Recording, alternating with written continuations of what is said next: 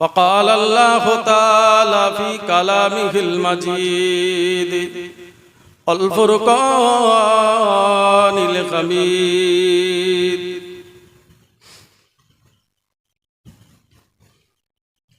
إن الله وملائكته يصلون على النبي يا أيها الذين آمنوا صلوا عليه وسلموا تسليما اللهم صل على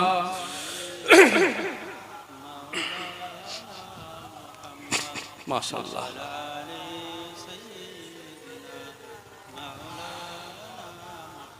لا إله إلا الله বলো লা ইলাহা ইল্লাল্লাহ লা ইলাহা ইল্লাল্লাহ লা ইলাহা ইল্লাল্লাহ মুহাম্মাদুর রাসূলুল্লাহ আল্লাহুম্মা সাল্লি আলা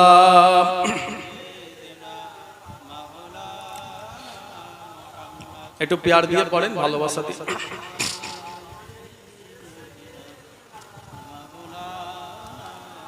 मेरे आँखों की पुतली में जलवा है मोहम्मद का मेरे दिल के आईना में नक्शा है मोहम्मद का कोई जन्नत में जाएगा कोई दोज़ख में पहुंचेगा मदीना की तरफ दौड़ो दीवाना मोहम्मद का अल्लाहुम्मा सल्ली अला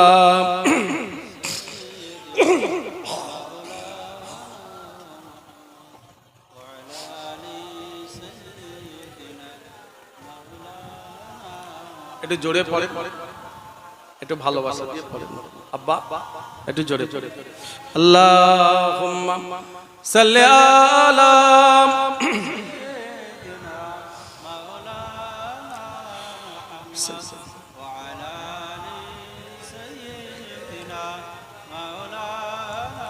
इन हवाओं से कह दो ना आए इधर मुझको खुशबू की कोई जरूरत नहीं जिनके खुशबू से मैं का है सारा जहां ओ खुशबू मदीना में मौजूद है अल्लाहुम्मा सल्ली मौलाना मोहम्मद वाली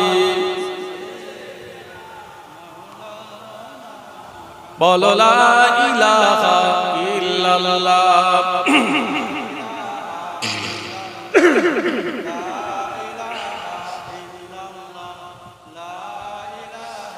ला इलाहा इल्लल्लाह मुहम्मदुर रसूलुल्लाह अल्लाहुम्मा सल्ली अला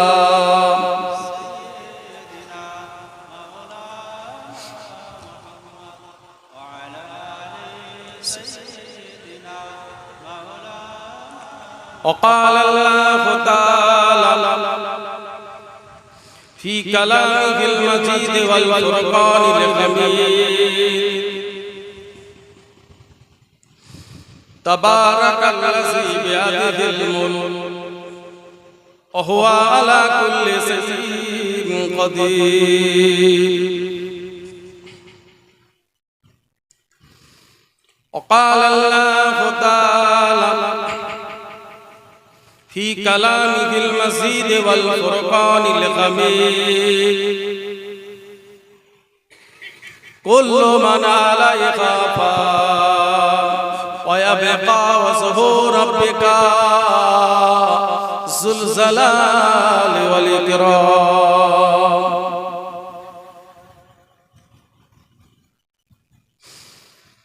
وقال الله تعالى في كلامه المزيد والفرقان الحميد وما خلقت الجن والإنس إلا ليعبدون সকলে বলেন আলহামদুলিল্লাহ। আরেকটু জোরে বলুন। এটা যত বলবেন তত আমার আল্লাহ পাক খুশি, তত জীবনের গুনাহ মাফ হবে। রব্বুল আলামিন আমাদের উপরে রহমত নাযিল করবে। সব সময় আলহামদুলিল্লাহ সবাই বলে, আরো জোরে বলেন, চিৎকার করে বলেন। আল্লাহর কাছে কোটি কোটি শুকরিয়া যে আল্লাহ পাক আমাদের কবুল করেছে, শহীদানদের ইসালে সওয়াব হাজির করেছে।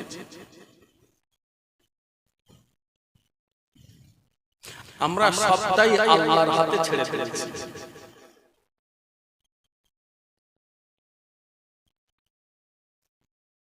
আজকে আশুরার রাত 10ই মুহররম, ইসলামের ফার্স্ট মাস।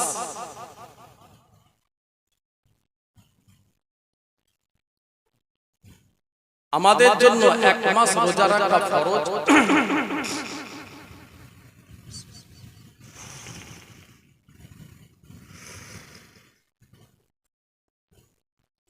অন্য নবীদের জন্য এক মাস ফরজ ছিল, আর মুহররম মাসে দুটো রোজা রাখাটাও ফরজ ছিল। 9-10 তা না হলে 10-11 আমরা রোজা রাখি, নামাজ পড়ি, আল্লাহর কাছে চোখের পানি ফেলে কাঁদি, কারণ হযরত হুসাইন হলো আমার রাসূলুল্লাহর নাতি। আমাদের নবী বলেছে, আমার হাসান আমার হুসাইন আমার শরীরের একটা অঙ্গ। যারা আমার হাসান হুসাইনকে ভালোবাসবে, আমি নবীকে তারা পাবে।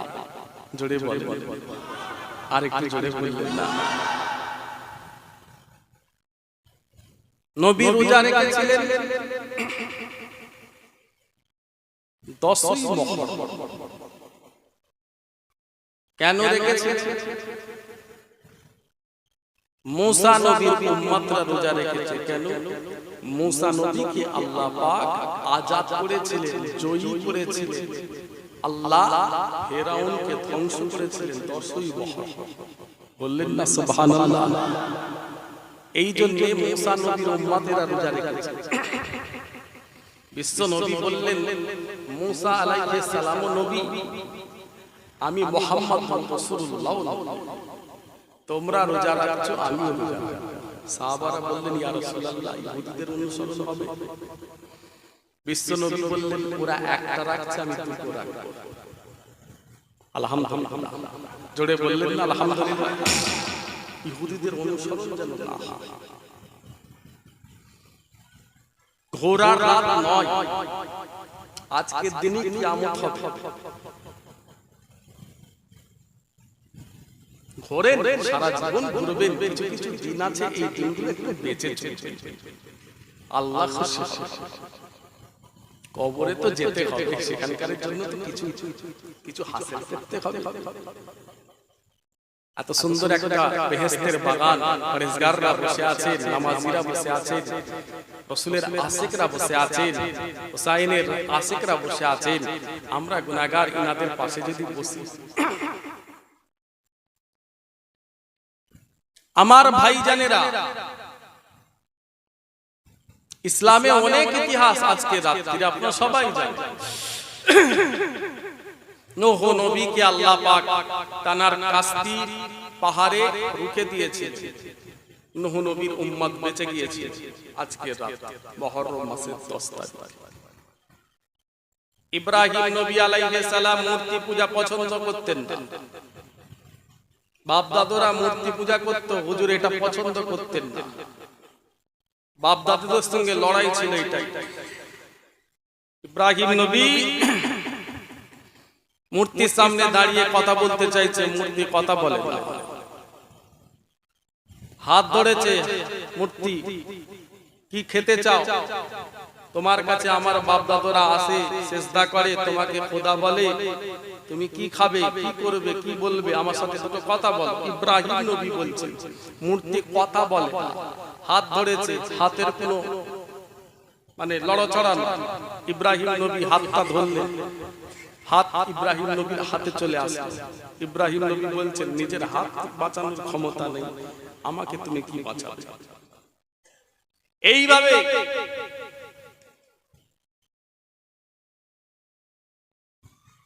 তার নিজের বাপ, বংশের মানুষ, ভাই ব্রাদার, আত্মীয় স্বজন আগুনে ফেলে দিয়েছিল, জানে মেরে দিবার জন্য ইব্রাহিম নবী। আল্লাহ পাক উদ্ধার করেছে আজকের দিনে মুহররম মাসের 10 তারিখ। জোরে বললেন না? আর একটু জোরে বলো না। আম্মা জান মরিয়মের পেটে ঈসা নবী দুনিয়ার মানুষ। মরিয়ম ব্যভিচারী করেছে,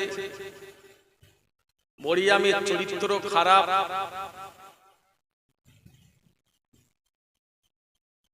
মরিয়ম খারাপ কাজ করেছে। পেটে সন্তান আসলো কেন? আম্মা জান মরিয়ম কাঁদে, আল্লাহ আপনি ছাড়া আমার কেউ নাই, এ সন্তান তো আল্লাহ আপনি দিয়েছে, এ দুনিয়ার মানুষকে বুঝাবো কি করে? আল্লাহ বললেন, মরিয়ম জবান বন্ধ রাখা, রোজা করো, যে যা বলছে বলো, তুমি জবান বন্ধ রাখো, জবান বন্ধ করার রোজা করো। আম্মা জান মরিয়ম জবান বন্ধ করে দিলেন। ঈসা নবীর জবান খুলে গেল মুহররম মাসের 10 তারিখ, আশুরা, 10ই মুহররম। ঈসা নবী চিৎকার করেছিলেন, দুনিয়ার মানুষ, আমি ঈসা আম্মা জান মরিয়মের পেটে এসেছি আল্লাহর হুকুমে। আর একটু জোরে হলো না? সেই রাত,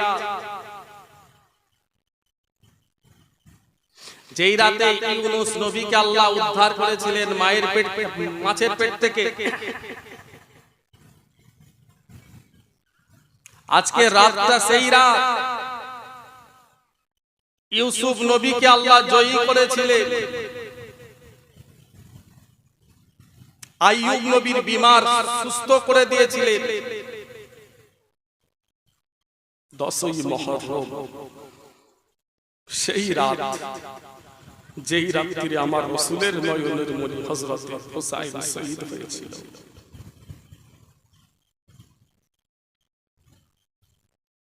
এই ভালোবাসাটাই সাথে যাবে, সঙ্গী হবেন শহীদান হুসাইন হুজুরের। কেন লড়াইটা হলো?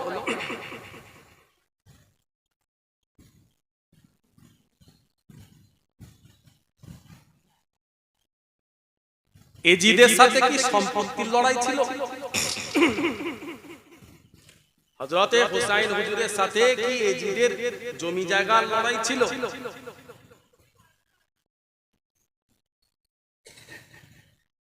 আত্মীয়তার লড়াই ছিল?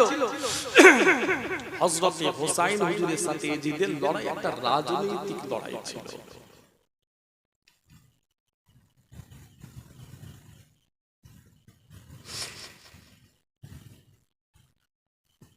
অনেক কষ্ট করে আজকে আপনি ইসলাম দিন পেয়েছেন।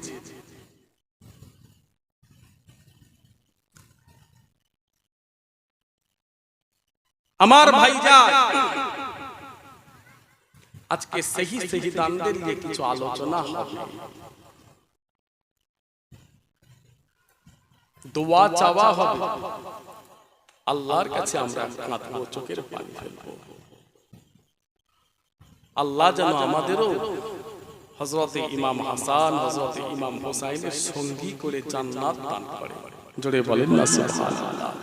সবাই শুনতে রাজি আছে? একটু হাত তুলে দেখাবে, একটু চান উজাড় করে তাকবীর দেবেন, নারায়ে তাকবীর।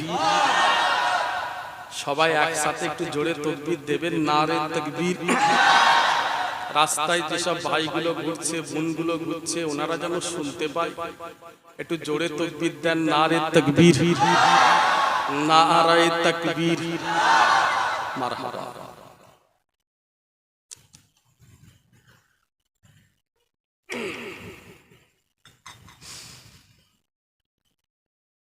আল্লাহ পাক আমার নবীকে পৃথিবীর বাদশা করেছে, ওলিউল আহা। বিশ্ব নবীকে আল্লাহ পৃথিবীর প্রিন্স, প্রেসিডেন্ট আল্লাহ আমার রাসূলকে করেছে। জোরে বলেন, আর একটু জোরে বলো না।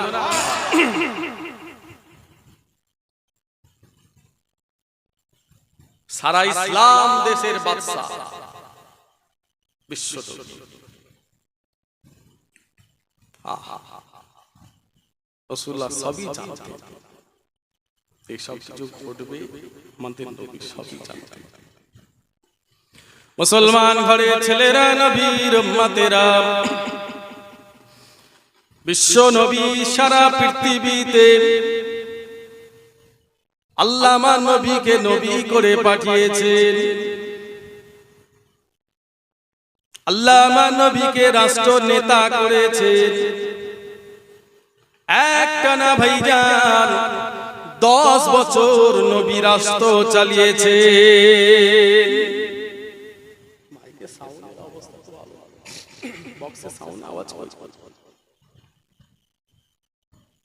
বিশ্ব নবী রাষ্ট্র চালিয়েছিলেন কত বছর? কথা বলে 10 বছর বিশ্ব নবী রাষ্ট্র চালিয়েছিলেন। আরবের বাদশা বিশ্ব নবী প্রেসিডেন্ট, 10 বছর রাষ্ট্র চালালেন। ও যুবকেরা, ও আমার ভাইজানেরা, নবী আমার ইন্তেকালের আগে নিজের সন্তানকে রাষ্ট্র দায়িত্ব দেননি। আল্লাহ নবী জানেন আমি চলে যাব, কিন্তু নবী আমার ইন্তেকালের আগে নিজের সন্তানকে রাষ্ট্র দায়িত্ব দিয়ে যাননি, নেতা করেননি, প্রেসিডেন্ট বানাননি। আল্লাহ নবী ইন্তেকালের আগে বারবার বলতেন, আমার পরে খলিফা হবে আবু বকর ওমর। ও নবীর উম্মতেরা, ও আমার ভাইজানেরা, রাসূলের শরীর অসুস্থ।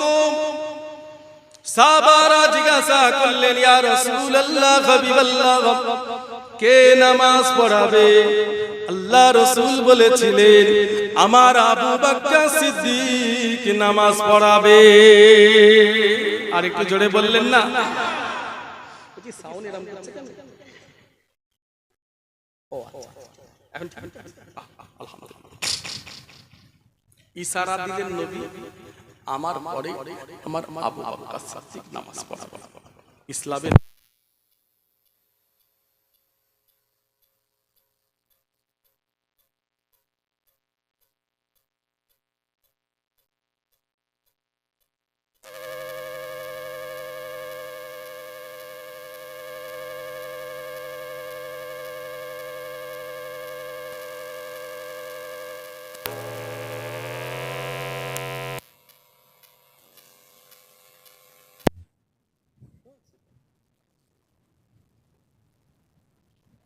সবাই বলে বিশ্ব নবী ইন্তেকালের আগে এই ইশারাটা যখন দিলেন, সাহাবারা হুজুরা ভাবলেন ইসলামের নামাজ পড়ানো তো সবথেকে বড় দায়িত্ব, তাহলে কি বিশ্ব নবীর ইন্তেকালের পরে হযরতে আবু বকর সিদ্দিক খলিফা হবে?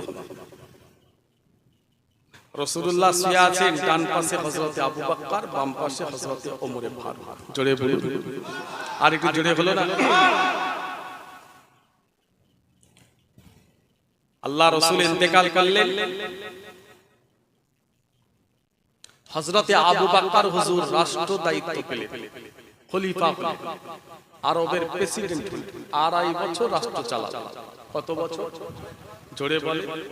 বিশ্ব নবী থেকে শুরু করেছে রাসূলুল্লাহ, সাহাবী হযরতে আবু বকর সিদ্দিক 2.5 বছর রাষ্ট্র চালালেন। ও আমার ভাইজানেরা, ও নবীর উম্মতেরা, ইন্তেকালের আগে হযরতে আবু বকর সিদ্দিক হুজুর নিজের সন্তান আব্দুর রহমান ইবনে আবু বকরকে রাষ্ট্র দায়িত্ব দেননি।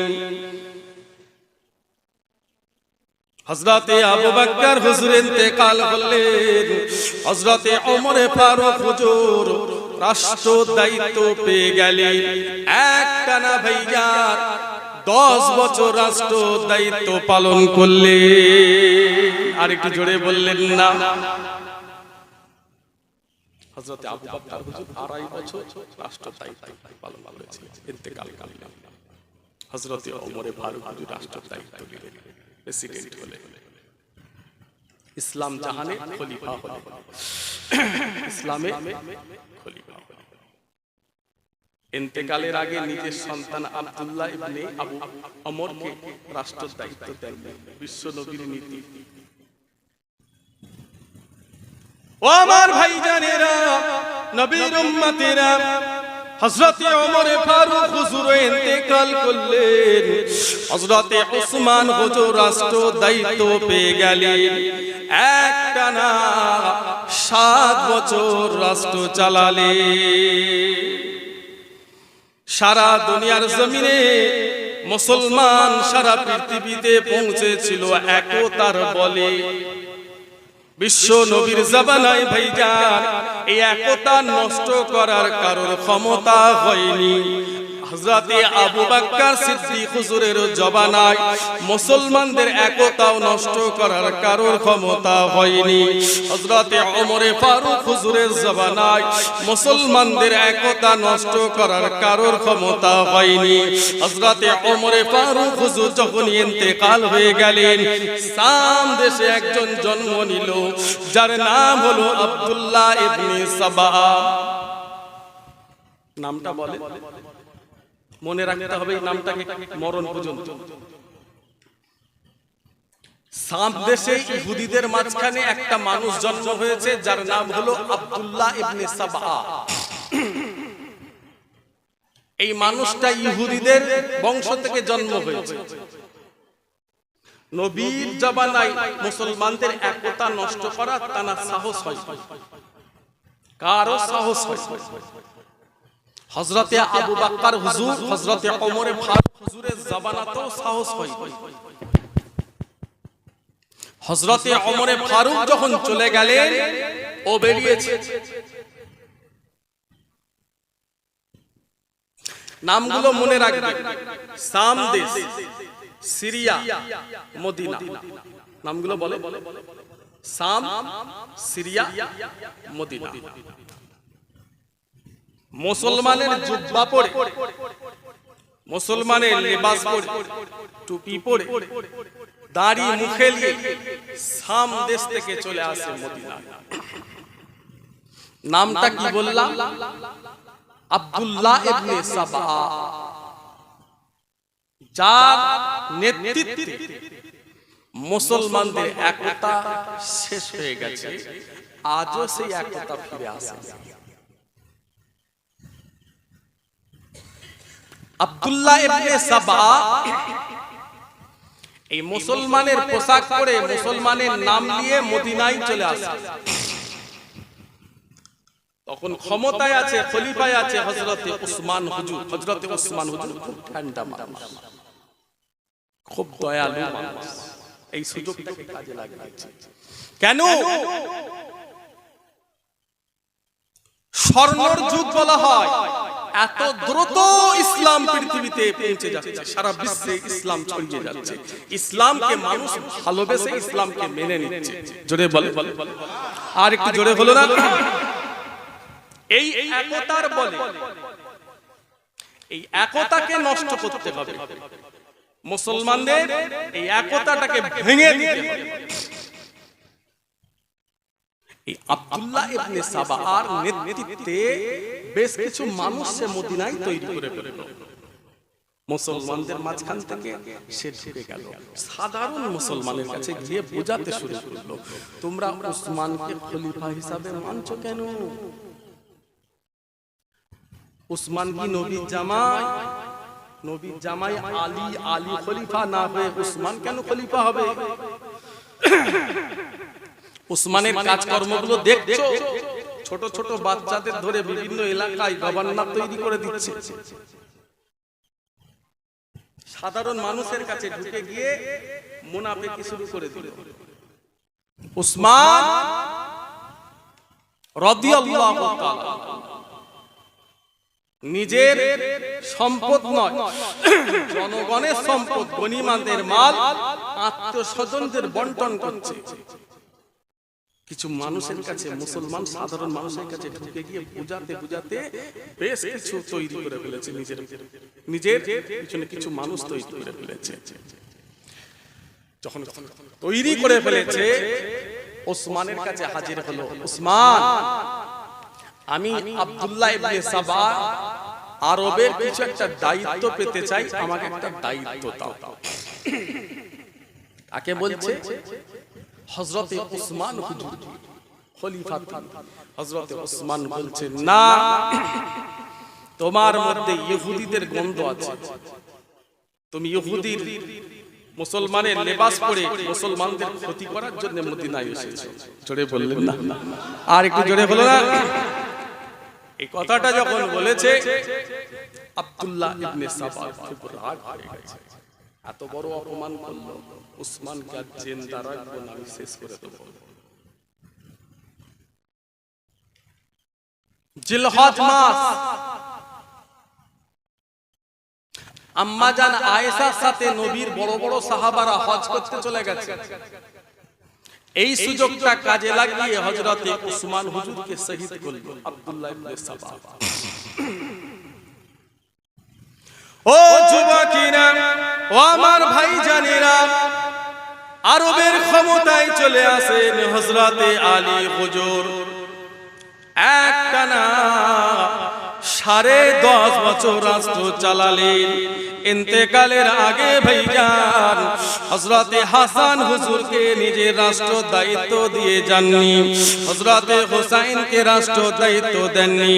কেননা রাসূলুল্লাহ নীতি আদর্শ সেটা মেনে হযরতে হাসান, হযরতে হুসাইনকে হযরতে আলী হুজুর রাষ্ট্র দায়িত্ব দেননি। ও নবীর উম্মতেরা, এই আব্দুল্লাহ ইবনে সাবা যার নেতৃত্বে হযরতে আলী হুজুরকেও শহীদ করে দেয়া হলো, হুজুর আমার শহীদ হবার পরে হযরতে হাসান হুজুরকে আরবের মানুষেরা রাষ্ট্র নেতা হিসাবে, খলিফা হিসাবে মেনে নেয়। আর একটু জোরে বললেন না? আর একটু জোরে হলো না? ইসলামের মানুষরা হযরতে হাসান হুজুরকে বললেন, তুমি খলিফা হবে।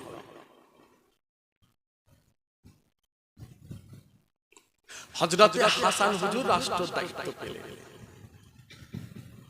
এই রাষ্ট্র দায়িত্ব পাওয়ার পরে হযরতে মুআবিয়া হযরতে হাসান হুজুরের এই নেতৃত্ব মেনে নিতে পারেন।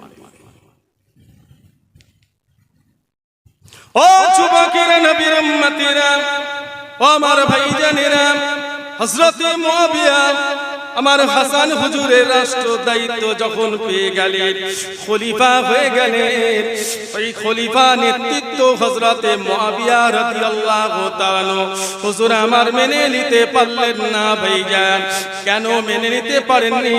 ওটা আমার আল্লাহর উপরে ছেড়ে দিলাম।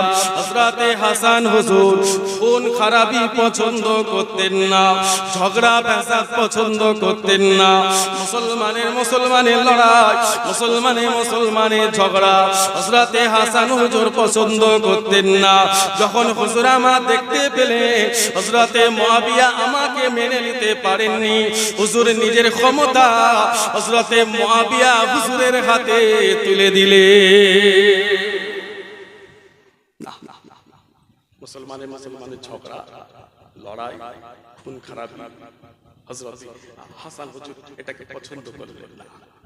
চাচা জান চাচ্ছে না আমি খলিফা হই, আমি খলিফা হয়ে থাকি, প্রেসিডেন্ট হয়ে থাকি। যে হযরত হাসান হুজুর 6 মাস পরে হুজুর নেতৃত্ব ছেড়ে দিলেন, হযরত মুআবিয়ার হাতে তুলে দিলেন। হযরত মুআবিয়া হুজুর আসার পরে সব শান্ত হয়ে গেল।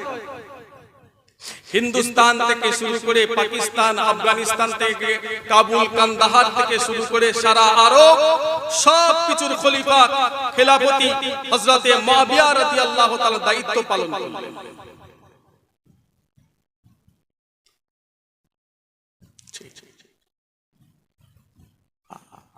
হযরত মুআবিয়া রাসূলুল্লাহ একটানা 20 বছর রাষ্ট্র চালান।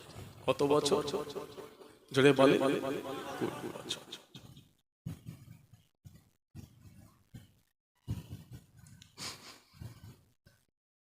সাধারণ কোন মুসলমান নয় এজিদ, নবীর সাহাবী ছেলে। তাহলে আমার রাসূল জিন্দা অবস্থায় নিজের সন্তানকে খেলাফতি দিয়ে চাই। আমার কথা বুঝতে পারছেন? বুঝতে পারছেন? হযরতে আবু বকর হুজুর রাসূলের আদর্শ মানলেন, নিজের সন্তান আব্দুর রহমান ইবনে আবু বকরকে খলিফা করলেন না। হযরতে ওমর ফারুক হুজুর খলিফা হলেন, নিজের সন্তান আব্দুল্লাহ ইবনে ওমরকে খেলাফতি দেন, বিশ্বনবী দেন। হযরতে ওসমান হুজুর আমার রাসূলের নীতি মানলেন, হযরতে আলী হুজুর বিশ্বনবীর নীতি মানলেন। হযরতে মুআবিয়াকে কি বলা হয়? আমিরে মুআবিয়া, আমিরত্ব শুরু। ও যুবকেরা, ও আমার ভাইজানেরা, নবীর উম্মতেরা, হযরতে মুআবিয়া হুজুর আমার ইন্তেকালের আগে সিরিয়ায় ঘোষণা দিয়ে দিল, আমার পরে আমার সন্তান এজিদ খলিফা হয়ে যাবে। ও যুবকেরা, রাসূলুল্লাহ নয়নের মণি হোসেন নাম টানা নিল না। তখনকার জমানায় বিশ্ব নবীর জলিল কদর সাহাবী হযরতে আব্দুল্লাহ ইবনে আব্বাস, হযরতে আব্দুল্লাহ ইবনে জুবায়ের, তাদের নাম মুআবিয়া হুজুর নিলেন না, নিলেন নিজের সন্তান এজিদের নাম, যেটা আমার রাসূলুল্লাহ করেন না, সাহাবা হুজুরেরাও করলেন না, সেই কাজটা হযরতে মুআবিয়া করলেন।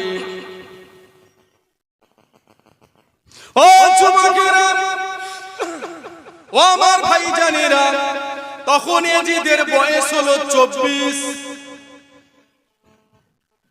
চরিত্র বড় খারাপ ছিল। রাসূলুল্লাহর বড় বড় সাহাবারা মেনে নিতে পারে না।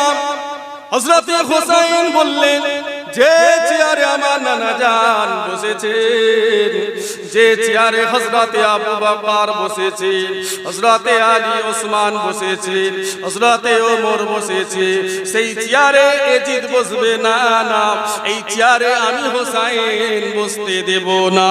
কেন না এজিদের চরিত্র ভালো নয়, এজিদের স্বভাব ভালো নয় ভাইজান।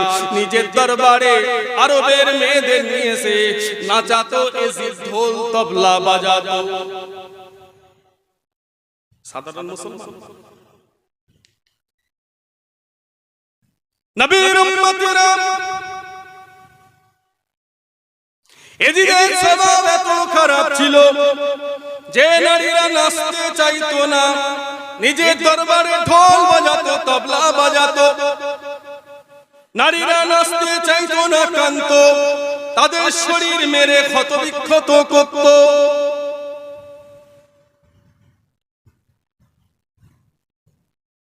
হযরতে হোসেন বললেন, এ যে শরাব পান করে, আমার রাসূলুল্লাহর বড় বড় সাহাবা এই 24 বছরের এক ছেলেকে কি করে নেতা হিসাবে মানবে? যে চেয়ারে আমার রাসূলুল্লাহ বসেছে ওই চেয়ারে আমি হোসাইন এজিদকে দেখতে পারবো না।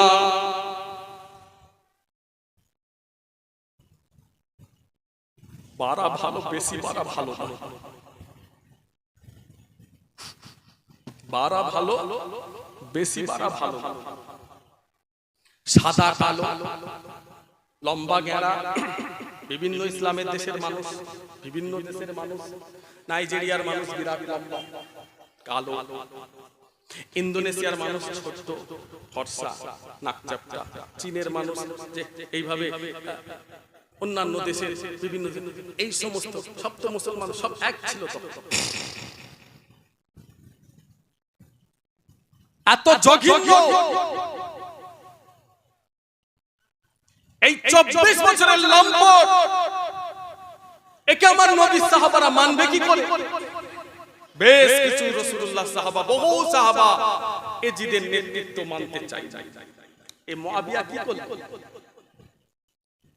হযরতে মুআবিয়া কি করল?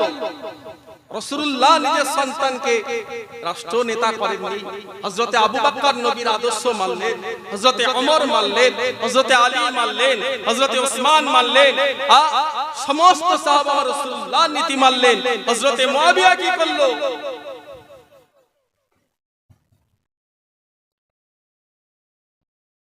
বাড়া ভালো, বেশি বাড়া ভালো না। বেশি দিন তাকে ফুর্তি করতে হয়, এজিদকে বেশি দিন ক্ষমতায় থাকতে হয়, গদিতে এজিদকে বেশি দিন থাকতে হয়। 24 বছর বয়সে ক্ষমতা পেয়েছে, সারা আরব, সারা ইসলাম দেশ, মক্কা মদিনা লন্ডভন্ড শুরু করে দিল, ঘোষণা দিয়ে দিল, আমি এজিদকে যারা নেতা হিসাবে মানবে না মেরে দাও। যে সমস্ত নারীরা আমাকে নেতা হিসাবে মানবে না ধ্বংস করো, ধর্ষণ করো। যে সমস্ত নারীরা আমি এজিদকে নেতা হিসাবে, খলিফা হিসাবে, গভর্নর হিসাবে, বাদশা হিসাবে, প্রেসিডেন্ট হিসাবে, প্রিন্স হিসাবে মানবে না, ওই নারীদের ধরে ধরে ধর্ষণ করো। তখনকার জামানায় হাজার হাজার মহিলা, মেয়েদের, নারীদের ধর্ষণ করলো, প্রায় 1000 নারী অন্তঃসত্ত্বা হয়ে গেল।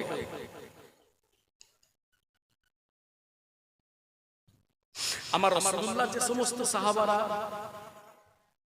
প্রতিবাদ করেছিল, হযরতে হুসাইনের পক্ষে ছিল, ন্যায়ের পক্ষে, সত্যের পক্ষে ছিল, এজিদের বিরোধিতা করেছিল, তারা সবাই হারাম শরীফে চলে গেল, কাবা শরীফে চলে গেল। এই কাবা শরীফে এজিদের সৈন্যরা হামলা করবে না, এটা হলো আল্লাহর কাবা, বাইতুল্লাহ শরীফ, হারাম শরীফের জমিন। এজিদের সৈন্যরা সেখানটাও ছাড়লো না, পাথর মারা শুরু করলো, পাথর মারা শুরু করলো। পাথর গিয়ে আমার আল্লাহর কাবা, বাইতুল্লাহ শরীফে লাগলো, কাবা, বাইতুল্লাহ শরীফের পর্দা ফেটে গেল। কথা বলে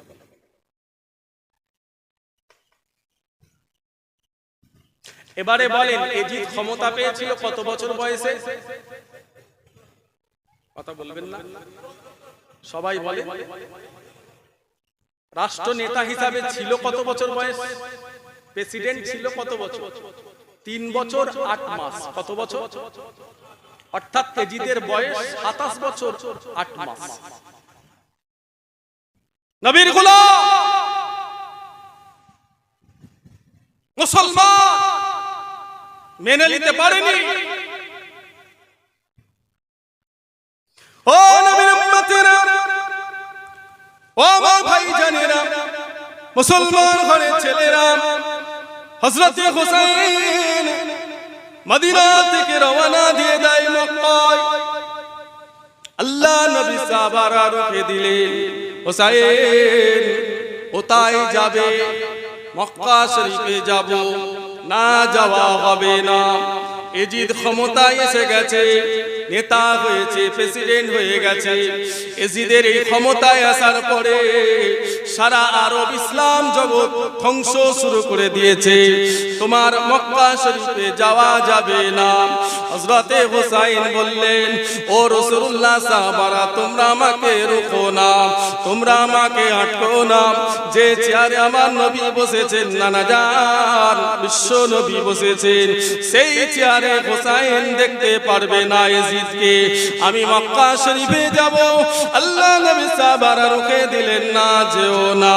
হুজুর আমার রুকাতে পারলেন না, হুজুর বেরিয়ে পড়লেন, রওনা দিলেন। আল্লাহ নবী সাহাবারা বললেন, আবু হযরতে হুসাইন, খবরদার তুমি জানো সিরিয়ায় ইরাকে কোফাতে যেও না।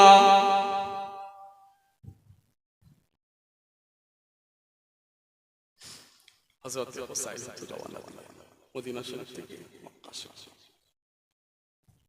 মক্কা শরীফে আসার পরে হাজার হাজার চিঠি আসতে শুরু করে দিল, হাজার হাজার চিঠি আসতে শুরু করে দিল। হাফসা কোফা থেকে, সিরিয়া থেকে চিঠি আসছে, হুসাইন আমরা ইজিদকে মানব না, আমরা তোমাকে খলিফা হিসাবে মানতে চাই, আমরা তোমার নেতৃত্ব গ্রহণ করতে চাই, আমরা তোমাকে প্রেসিডেন্ট হিসাবে মানতে চাই। এই হাজার হাজার যখন চিঠি আসছে, হযরতে হুসাইন হুজুর খুব খুশি হয়ে গেলেন। আরে চিঠি আসছে কোফা থেকে, তাহলে তো আমার যাওয়া জরুরি। এজিদের নেতৃত্ব মানে না ওখানকার মানুষ। হুসাইন হুজুরটা কে?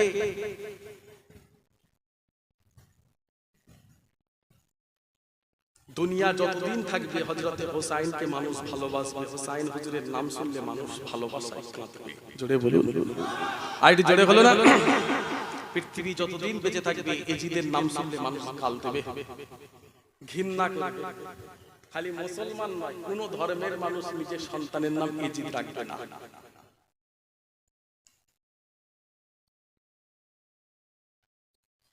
ও যুবকেরা, নবীর উম্মতেরা, হুসাইন হুজুরকে বিশ্ব নবীর নাতি নবী আমার বললেন, আমার হুসাইনকে যারা ভালোবাসবে, আমি রাসূলুল্লাহকে ভালোবাসা হবে। আল্লাহ নবী যখন সিজদায় পড়ে যেতেন, ভাইজান হযরতে হাসান হুসাইন আল্লাহ রাসূলের পিঠের উপরে চেপে বসতো। আল্লাহ বলতেন, হাবিব আপনি উঠবেন না যতক্ষণ পর্যন্ত হাসান হুসাইন আপনার পিঠ থেকে না সরে যাবে। ও যুবকেরা, হযরত হুসাইন বললেন, নানা জান আপনি দামি না আমি দামি? নবী আমার বললেন, আমি নবী তো দামি না, না আমি রাসূলুল্লাহ। বিশ্ব নবীকে হযরতে হুসাইন বললেন, নানা জান আমি হুসাইন আল্লাহর কাছে সব থেকে দামি। জোরে বলে, আর জোরে হলো না? রাসূলুল্লাহ মুচকে মুচকে হাসছে, কি করে? আমি নবী, কত ভালোবাসতো আমার রাসূলুল্লাহ হযরতে হাসান হুসাইন। তোমার জন্য আমার জন্য নাজাতের ওসিলা হবে, বললেন না সুবহানাল্লাহ? তোমার জন্য আমার জন্য নাজাতের ওসিলা হবে। পুলসুরাতের সামনে আমার রাসূল দাঁড় করিয়ে দেবেন হযরতে ইমাম হাসান, হযরতে ইমাম হুসাইন হুজুরকে। সওয়াবের পাল্লা হালকা হয়ে গেছে, গুনার পাল্লা ভারী হয়ে গেছে। হযরত ইমাম হাসান হুসাইন তোমার নবী সওয়াবের পাল্লায় চাপিয়ে আপনার আমার জন্য নাজাতের ওসিলা হয়ে যাবে।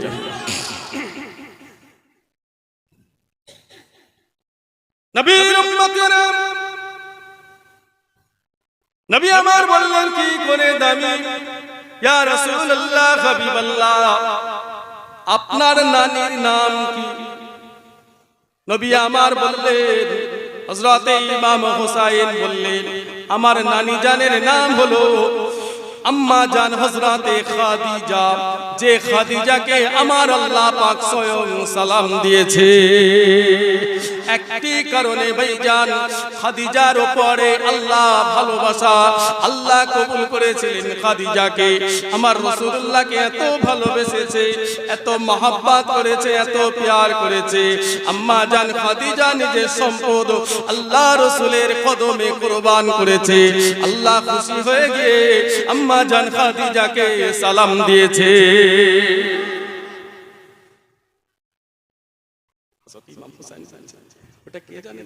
এটা মানে খাদিজা, আম্মা জান খাদিজা।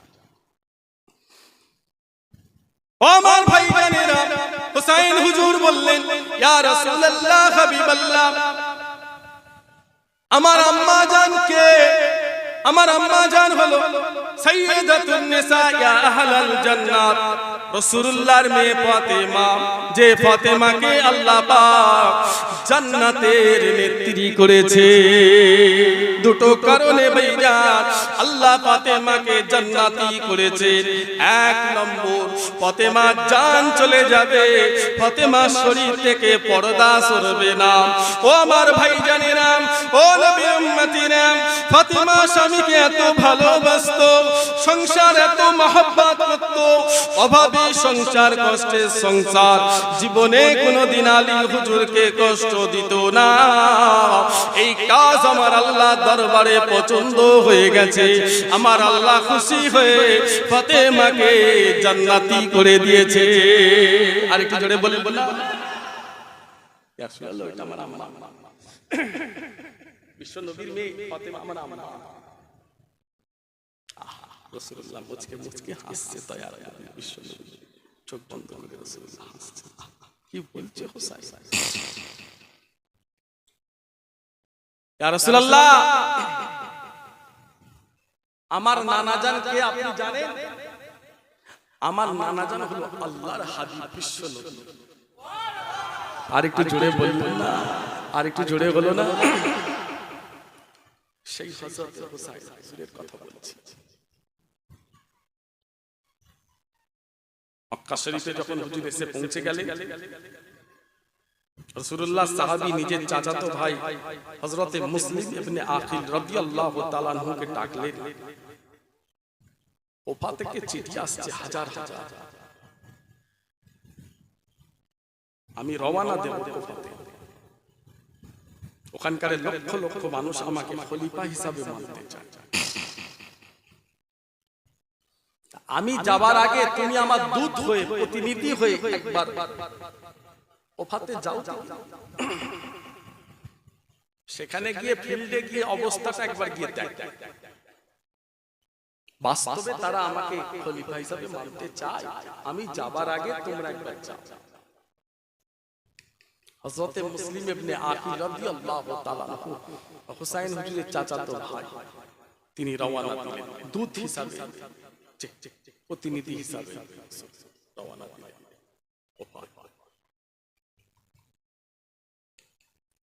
ওফাতে যখন চলে গেলেন, সাথে সাথে কোফার 60,000 মানুষ হযরত হুসাইন হুজুরের নেতৃত্ব মেনে খলিফা হিসাবে গ্রহণ করে বায়াত হয়ে যায় মুসলিম ইবনে আকিলের হাতে। জোরে বলে, আর একটু জোরে হলো না? এই খবরটা চলে গেল এজিদের কাছে। এজিদ আছে 1200 কিলোমিটার দূরে। এজিদের কাছে যখন খবর চলে গেল যে হযরতে হুসাইন তার দূত, খলিফা দূত, প্রতিনিধি নিজের চাচাতো ভাই মুসলিম ইবনে আকিলকে পাঠিয়েছে কোফায়, তাকে 60,000 মানুষ মেনে নিয়েছে খলিফা হিসাবে, হুসাইনের নেতৃত্ব মানতে চায় তারা। এটা শোনার পরেই এজিদ পাঠিয়ে দিল এক এলাকার গভর্নর, তার সঙ্গে প্রায় 40,000 সৈন্য, সীমা যার নেতৃত্ব প্রায় 40,000 মানুষ, যারা হযরতে হুসাইনকে খলিফা হিসাবে মেনেছে, তাদের একটা করে ধরে শেষ করে দাও। হযরতে মুসলিম ইবনে আকিল 60,000 মানুষ যখন খলিফা হিসাবে মেনেছে, হুজুর খুশি হয়ে চিঠি লিখতে শুরু করে দিলেন, হুসাইন আর দেরি করো না, তুমি রওনা দাও। আমি এখানে এসে 60,000 তোমার নেতৃত্ব মেনে নিয়েছে, খলিফা হিসাবে তোমাকে মেনে নিয়েছে 60,000 মানুষ, আমি এখানে সব ঠিকঠাক দেখছি, আর দেরি করুনি, তুমি রওনা দাও। এই চিঠিটা যখন ছেড়ে দিয়েছে মুসলিম ইবনে আকিল, ইসলামের যারা দুশমন, হযরত হুসাইন হুজুরের যারা দুশমন, মুসলিম ইবনে আকিলকে সাথে সাথে হত্যা করলো। এই হত্যা করার সময় মুসলিম ইবনে আকিল চিৎকার করতে থাকে, ও নবীর উম্মত, আমি কে? আমি হলাম রাসূলুল্লাহ নয়নের মণি হুসাইনের চাচাতো ভাই। তোমরা কাকে মারছো? তোমাদের কি জানে মায়া নাই? তোমরা আমাকে মেরে দাও, কোনো অসুবিধা নাই, আমার হোসাইনের যেন কিছু না হয়ে যায়। আমি হোসাইনকে চিঠি ছেড়ে দিয়েছি, হোসাইনের কাছে চিঠি চলে গেছে, হোসাইন হয়তো রওনা দেবে, এই খবরটা হোসাইনের কাছে পৌঁছে দাও, হোসাইন যেন কোফাতে না আসে। আমি মুনাফিকের শিকার হয়ে গেছি। এমন কোন মানুষ নয় যে আমার রাসূলের নাতি হোসাইনকে রুখে দেবে। আমায় হত্যা করো, আমার হোসাইনের যেন কিছু না। সবই শেষ হয়ে গেছে, চিঠি চলে গেছে, আর চিঠি ফিরে আসবে। মোবাইলের জমানা নয়।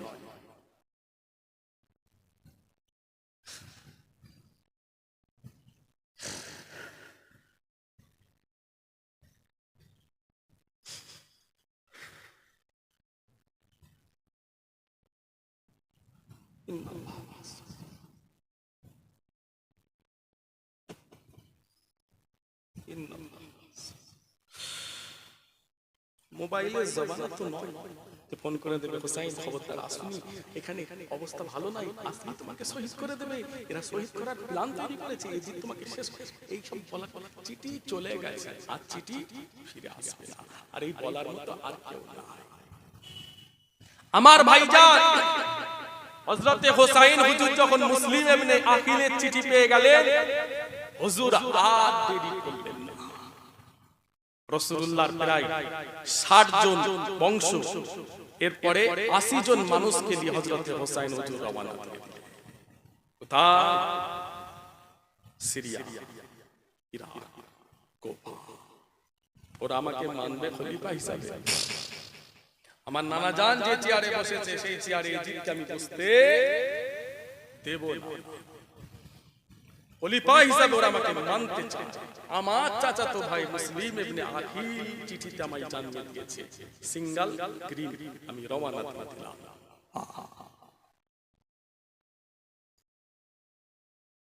ও যুবক, বারা ভালো মারো, বেশি বার বেরো না। এজিদ 24 বছর বয়সে ক্ষমতা পেয়েছিল।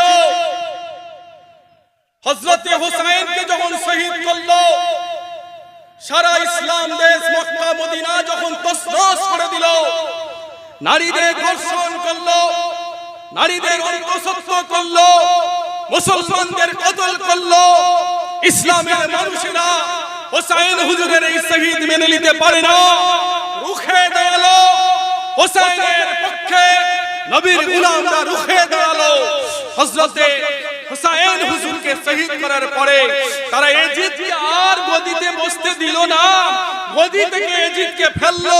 অর্থাৎ তখন এজিদের বয়স 27 বছর 8 মাস, 3 বছর 8 মাস ক্ষমতায় টিকেছিল। আল্লাহর মান, আল্লাহর বিচার, এরপরে 4 মাস এজিদ বেঁচে ছিল।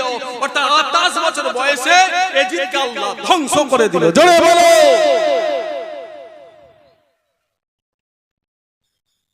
ইসলামের পতাকা, হুসাইনের পতাকা, রাসূলুল্লাহর ঝান্ডা, নবীর গোলামরা তুলতে শুরু করলো। ইসলামের দেশ এবারে শান্তি পেয়েছে। হযরতে হুসাইনের বদলা নেওয়া হয়েছে। 28 বছর বয়সে এজিদকে আমরা ধ্বংস করেছি, আল্লাহ ধ্বংস করেছে। সবাই তাকবীর দিয়েছিল ওই সময়, নারায়ে তাকবীর। সবাই জোরে বলে নারায়ে তাকবীর। বেশি বাড়া কত বছর? 4 বছর টিকেছিল। বয়স তখন 8 বছর। কি জুলুমটা করেন! এই 3 বছর 8 মাস তছনছ করে দিয়েছে, ধ্বংস করে দিয়েছে, ইসলামের দেশগুলো ধ্বংস করে দিয়েছে।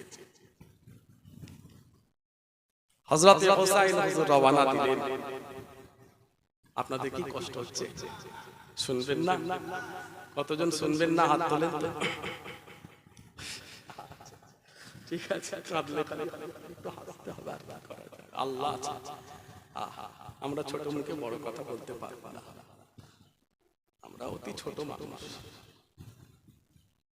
সব বিচারটা আল্লাহর কাছে, আল্লাহই সব ফয়সালা করবে। এর মধ্যে খালনায়ক থাকে, অনেক কিছু বোঝার ব্যাপার আছে। হযরত মুআবিয়া রাদিয়াল্লাহু তাআলা হুজুর যদি চাইতেন সব কিছুই হতো না। সবই আল্লাহর উপরে আমরা ছেড়ে দিয়েছি। হযরত হুসাইন হুজুর রওনা দিলেন। ভাই আপনাদের কষ্ট হচ্ছে? হযরত হুসাইন হুজুর রওনা দিলেন, সঙ্গে 60 জন রাসূলের বংশ, 80 জন মানুষকে নিয়ে হযরত হুসাইন রওনা দিলেন। হুজুর যখন পৌঁছে গেলেন, গিয়ে দেখেছেন সত্যি তো এখানে এজিদের ক্ষমতা চলছে। মুসলিম ইবনে আকিলকে হত্যা করা হয়েছে। আমাকে তো এরা মুনাফিকি ভাবে নিয়ে এসেছে, আমি এসেছি। মুসলিম ইবনে আকিল তো শহীদ হয়ে গেছে। হুজুর পৌঁছে গেলেন। নবীর উম্মতেরা, ও আমার ভাইজানেরা, ইসলামের যুদ্ধ যখন হতো, রাসূলুল্লাহ সাহাবারা নারীদের নিয়ে যেতেন না, স্ত্রীদের নিয়ে যেতেন না, মাসুম বাচ্চাদের নিয়ে যেতেন না, শিশুদের নিয়ে যেতেন না। হযরত হুসাইন হুজুর আমার গেলেন, ওফাতে উদ্দেশ্য একটাই, 3টে শর্ত। এই শর্তের মধ্যে এজিদ যদি একটা শর্ত গ্রহণ করে নেয়, আমি হুসাইন এজিদকে নেতা হিসাবে মেনে নেব। ও যুবকেরা, নবীর উম্মতেরা, সঙ্গে নিলেন শিশু বাচ্চা, স্ত্রীদের, মাসুম বাচ্চাদের। হুজুরের তো যুদ্ধ করার নিয়ত নয়। যদি যুদ্ধ করার নিয়ত থাকতো ভাইজান, মাসুম বাচ্চাদের, স্ত্রীদের, নারীদের নিয়ে যেতেন না। সবই তুলে চলে গেছে। নবীর প্রায় 60 জন বংশ, মাসুম বাচ্চা, দুধের বাচ্চা, নিজের সন্তানদের, বাচ্চাদের বাচ্চা সব নিয়ে চলে গেছে।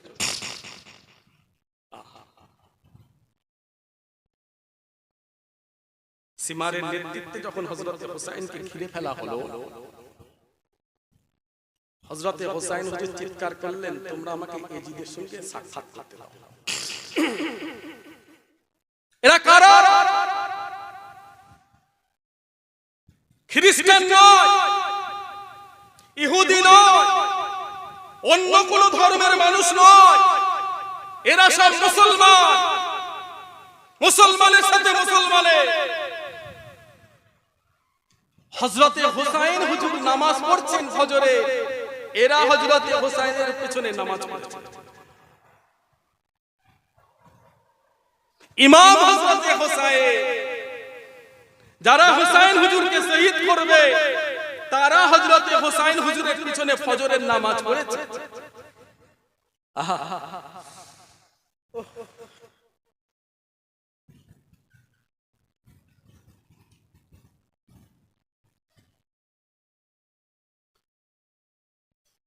ছোট মুখে আমাদের বড় কথা বলা চলে না, বুকটা ফেটে যায় নবীর নাম, রাসূলুল্লাহর নাম। হুসাইন বললেন, এজিদের সাথে আমাকে সাক্ষাৎ করতে দাও। তোরা আমাকে শেষ করে দেবে, আমি বুঝে নিয়েছি। তোমরা আমাকে শহীদ করে দেবে, আমি সেটাও বুঝে গেছি। আমাকে তোমরা জিন্দা রাখবে না, তোমরা আমাকে শহীদ করবে, আমি বুঝে নিয়েছি। তবে এই জিদের সঙ্গে আমাকে সাক্ষাৎ করতে দাও। সিমার বলে, খোরাক হাতের কাছে এসে গেছে, এই খোরাককে আর হাতছাড়া করা যায় না। মুসলমান হুজুর বললেন তাহলে তোরা আমাকে ছেড়ে দে, আমি মদিনা শরীফে চলে যাই, বাচ্চাদের দিয়ে, সঙ্গে সন্তানরা আছে, আমার বাচ্চারা আছে, স্ত্রীরা আছে, বাড়ির মহিলারা আছে, আমার বোনেরা আছে, রাসূলুল্লাহর 60 জন বংশ আমার সাথে আছে, আমরা নবীর বংশ। কাকে মারতে চাইছো তোমরা? তোমরা কাকে শহীদ করতে চাইছো? আমরা রাসূলুল্লাহর বংশ। তোমাদের কি জানে মায়া না? এজিদের সাথে সাক্ষাৎ করতে যদি না দাও, ছেড়ে দাও, আমরা মদিনায় চলে যাই। এটাও যদি না হয়, যে কোনো ইসলামের দেশের বর্ডারের কাছে আমাদের ছেড়ে দাও, আমরা ইসলামের দেশে ঢুকে যাই। কোনোটাই গ্রান্টেড হলো না।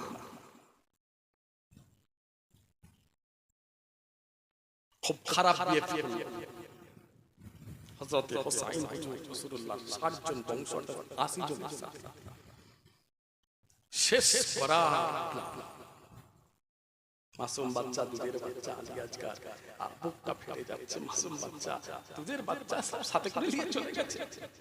মাসুম বাচ্চা রাসূলের আশিক, সহ্য করতে পারেননি কাফের বেঈমান এজিদের নেতৃত্ব মেনে নিতে পারেননি হযরত হুসাইন। যে এজিদের চরিত্র খারাপ, যে এজিদের ক্যারেক্টার খারাপ, মেয়েদের সাথে খারাপ রিলেশন করত, নিজের দরবারে ঢোল বাজাতো, নারীদের নাচাতো, পছন্দ মতো নারীকে ঘরের ভেতর ঢুকিয়ে খারাপ কাজ করত, যে ঈসা করত, মানুষ হত্যা করত, খুন খারাপি করত, জুলুম করত, সেই এজিদ আমার রাসূলুল্লাহ যে চেয়ারে বসেছে সেখানে আমার রাসূল বসা, সেই চেয়ারে এজিদ বসবে। আর কোনো কথা না, হুজুর বেরিয়ে চলে গেছে। মাসুম বাচ্চা হযরত আলী আজকার বুক ফেটে যাচ্ছে, মায়ের স্তনে আর দুধ নাই, না খাওয়া না দাওয়া। হুজুর একটু পানিটা পান করাতে চান হযরত হুসাইন। ওরা নবীর কাছে যখন পৌঁছালো, সৈন্য নিয়ে দাঁড়িয়ে আছে। আমার মাসুম বাচ্চার জন্য তোমার কি দয়া না? এটা কে জানো না? এটা হলো রাসূলুল্লাহ নয়নের মণি, রাসূলুল্লাহর বংশ। এক ফোঁটা কি আমার আলী আজগারের জন্য পানি হবে না, জুটবে না? রাসূলের বংশের জন্য কি এক ফোঁটা পানি জুটবে না? তীর নিক্ষেপ করলো, এই বুক থেকে নিয়ে পিছন পর্যন্ত তীর চলে গেল। মাসুম বাচ্চা চুরমার হয়ে গেল। নবীর উম্মতেরা ও আমার ভাইজানেরা, হুসাইন নিজের সন্তান আলী আজগারকে বুকে নিয়ে বললেন, আলী আজগার, দুনিয়ার তোমার পানি পান করা নসিব হলো না, আমি তোমার আব্বা জান বুকে নিয়ে বললাম, আল্লাহ চাইলে নানা জানে সামনে জান্নাতে তোমার পানি নসিব হবে। সন্তান ছেড়ে দিলেন ইসলামের জন্য। অন্যায়ের কাছে কোনো মাথা নত নয়, জুলুমের কাছে কোনো মাথা নত নয়, খারাপের কাছে স্যালেন্ডার নয়, মিথ্যার কাছে কোনো অপাস নয়, অন্যায়ের কাছে কোনো অপাস নয়। ইসলামের স্বার্থে রাসূলুল্লাহ সাজানো বাগান, কোরআনের বিধান ধ্বংস হবে। হুসাইন না চাই না, হুসাইন জীবন দেবে, সন্তানকে আল্লাহর জন্য জীবন দেবে, সন্তান শহীদ হবে, আমার রাসূলুল্লাহর বংশ শহীদ হবে, কিন্তু এজিদকে আমি মানব না, এজিদকে আমি হুসাইন ধ্বংস করব। জোরে বলো।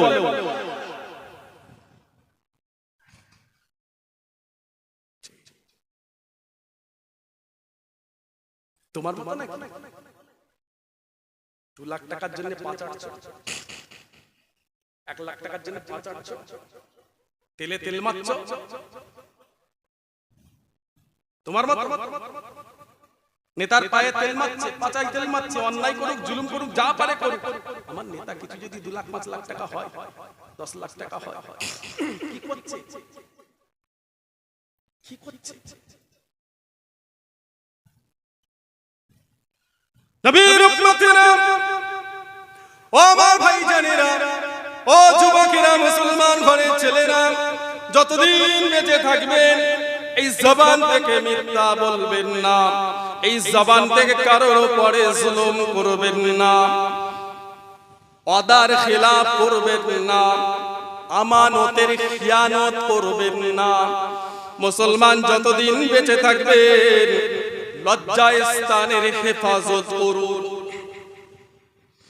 ও আমার ভাইজানেরা, মানুষের হক মারবেন না, মানুষের উপরে জুলুম করবেন না। বান্দা বান্দি যদি আল্লাহর হক মারে, যাও মসজিদে চলে যাও, আল্লাহর কাছে সিজদায় পড়ো, আল্লাহ পাক তোমার জীবনের গুনাহকে maaf করে দেবে। আইটি জোরে হলো না?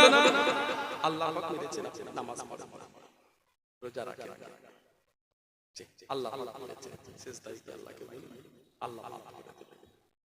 মানুষের হক মারবেন না, হকুন নাস, হকুন নাস মারবেন, মানুষের হক যার মারলেন সে যদি maaf না করে আল্লাহ ওটা maaf করবেন না। ওই জন্য মাইয়ের যখন শুয়ে থাকে, মানুষ যখন ইন্তেকাল হয়ে যায়, খাটিয়ায় শুয়ে থাকে, আর ইমাম সাহেব কি বলে? ইমাম সাহেব কি বলে? তুমিও মারা যাবে, আমিও মারা যাব। যখন মানুষ খাটিয়ায় শুয়ে থাকে, জানাজার আগে ইমাম সাহেব কি বলে? এই মানুষটার দ্বারা কেউ যদি কষ্ট পাও, আল্লাহর রাস্তে maaf করে দিও। এই মানুষটা যদি কারো কিছু মেরে থাকে, আল্লাহর রাস্তে maaf করে দিও। কারো কাছে যদি ঋণ থাকে, আল্লাহর রাস্তে maaf করে দিও।